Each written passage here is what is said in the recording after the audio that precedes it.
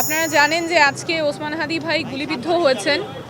ওনার চিকিৎসা প্রাথমিকভাবে ঢাকা মেডিকেল কলেজে হয়েছে, এরপর এভারকেয়ারে এসেছেন। আমরা পুরাটা সময়ই সাথে ছিলাম, ডাক্তাররা আপ্রাণ চেষ্টা করেছেন। ঢাকা মেডিকেল কলেজে খুবই সংকটাপন্ন অবস্থায় ওসমান হাদি ছিলেন। ওনার ওখানে অস্ত্রোপচার হয়েছে, ব্রেইনে অপারেশন হয়েছে। ওনার শরীরের কয়েকটা জায়গায় আঘাত আছে, বুকে আঘাত আছে, পায়ে আঘাত আছে।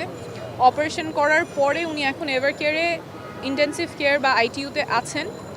ওনার অবস্থা খুবই সংকটাপন্ন, কিন্তু এখন স্থিতিশীল অবস্থায় আছেন, উনি ফাইট করছেন। আপনাদের প্রতি দুইটা অনুরোধ থাকবে।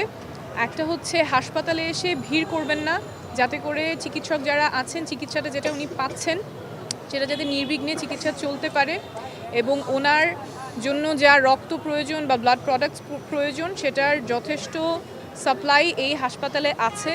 তাই কেউ রক্ত দেওয়ার জন্য যদি মনে করেন দিতে চান, তাহলে আপাতত প্রয়োজন নাই, আপনারা প্রস্তুত থাকেন। যদি দরকার হয় তাহলে হাসপাতাল কর্তৃপক্ষ জানাবে, কিন্তু বর্তমানে হাসপাতালে যথেষ্ট পরিমাণ ব্লাড আছে।